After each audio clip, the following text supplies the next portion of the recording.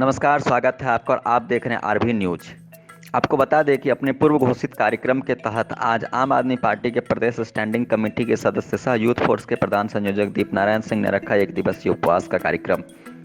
आज राष्ट्रपिता महात्मा गांधी के जन्म दिवस के अवसर पर उत्तर प्रदेश के हाथरस और राजस्थान के बलरामपुर में हुए सामूहिक दुष्कर्म के विरोध में दीप नारायण सिंह ने कार्यकर्ताओं संग रखा एक दिवसीय उपवास। इससे पूर्व महात्मा गांधी और पूर्व प्रधानमंत्री लाल बहादुर शास्त्री के चित्र पर पुष्प अर्पित कर किया गया कार्यक्रम का शुरुआत। आइए आपको सुनवाते हैं कि इस दौरान आरबी न्यूज से बातचीत में उन्होंने क्या कहा। आज के इस गांधी जयंती और लाल बहादुर शास्त्री जी के जयंती के अवसर पर आम आदमी पार्टी यूथ फोर्स के द्वारा आयोजित इस उपवास कार्यक्रम में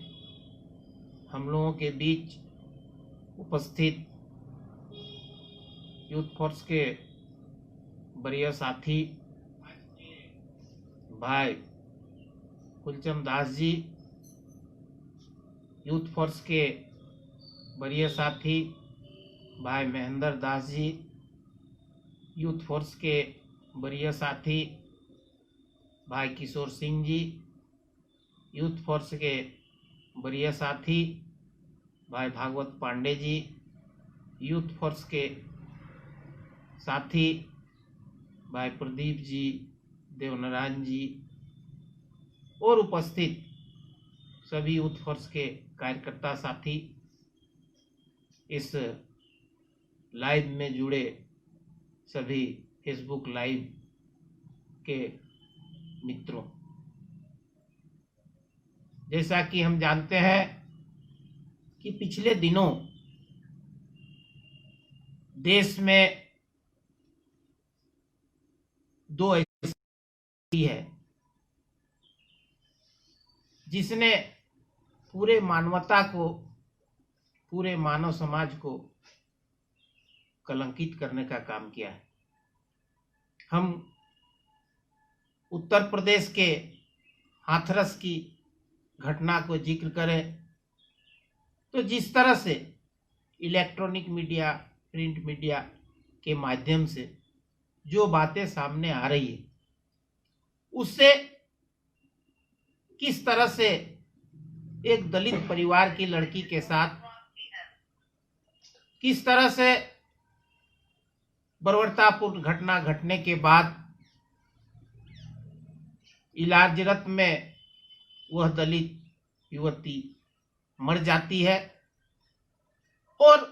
जिस तरह से हिंदू समाज में कोई भी बच्ची हो, बच्चा हो, बुढ़ा हो, बुढ़ी हो, उस प्राणी का अंतिम संस्कार विधि विधान से किया जाता है ताकि मृत आत्मा को शांति प्रदान हो, शांति प्राप्त हो। लेकिन जिस तरह से उत्तर प्रदेश की सरकार ने, वहां की जो शासन प्रशासन है, उन्होंने जिस प्रकार से बलपूर्वक दलित युवती की जो परिवार के लोग थे, उनका अंतिम संस्कार का जो विधि विधान करने का नियम था, वहां के पुलिस प्रशासन, वहां के शासन व्यवस्था ने उसका अंतिम संस्कार भी नियम पूर्वक नहीं करने दिया। इस घटना की जितनी भी निंदा किया जाए, क्योंकि यह घटना हिंदू समाज को कलंकित करने वाली घटना है और मानवता को कलंकित करने वाली घटना है। मृत्यु के पश्चात, हत्या के पश्चात किसी भी, चाहे वो कितनों बड़े से बड़े और छोटे से छोटे परिवार का क्यों नहीं हो, उसका विधि विधान के साथ अंतिम संस्कार किया जाता है। कई एक अवसर पर यह भी देखा गया है कि जिसकी हत्या या मृत्यु होती है,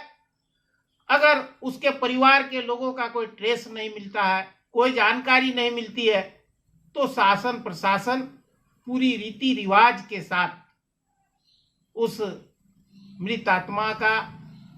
उस शव का अंतिम संस्कार विधि विधान से किया करता है। लेकिन जिस तरह से हाथरस में 1:30 बजे 2 बजे रात को वहां के शासन प्रशासन ने युवती को एक बहुत ही आनंद फानन में, बहुत ही ताकत लगाकर, बिना परिवार के अनुमति लिए हुए, बिना परिवार के उस दाह संस्कार में किसी भी व्यक्ति को शामिल किए हुए, उसका जो संदिग्ध रूप से अंतिम संस्कार किया गया है, इससे साफ झलकती है कि कहीं न कहीं यूपी की सरकार उस पूरी घटना को, हाथरस की घटना को लिपापोती करने का काम कर रही है। अभी इलेक्ट्रॉनिक मीडिया, प्रिंट मीडिया के माध्यम से जो जानकारी मिली है, उसमें राज्य सरकार ने इस घटना की जांच के लिए एसआईटी का गठन किया है। एसआईटी की जो राज्य सरकार ने गठन किया है, क्या इस एसआईटी के टीम में कोई भी ऐसा अधिकारी होंगे जो वहां के शासन सत्ता से संबंध रखने वाले लोगों के ऊपर कोई कार्रवाई कर सकेंगे? कतई नहीं हो सकता है। इससे स्पष्ट होता है कि इस घटना में पूरी तरह से राज्य सरकार की संलिप्तता है। आज इस उपवास कार्यक्रम के समापन कार्यक्रम के अवसर पर मैं महामहिम राष्ट्रपति और सुप्रीम कोर्ट, माननीय सर्वोच्च न्यायालय से यह मांग करता हूं कि यह जो घटना घटी है उत्तर प्रदेश के हाथरस और राजस्थान के बलरामपुर में, दोनों घटना की एक रिटायर्ड जज की अध्यक्षता में आयोग गठित कर उसकी जांच की जाए, उसकी सीबीआई जांच की जाए और इसमें जो भी दोषी है, चाहे वो शासन प्रशासन के लोग हो, चाहे कोई भी हो, उसको कड़ी से कड़ी सजा दी जाए। इसी मांग को लेकर आज हम लोग पुनः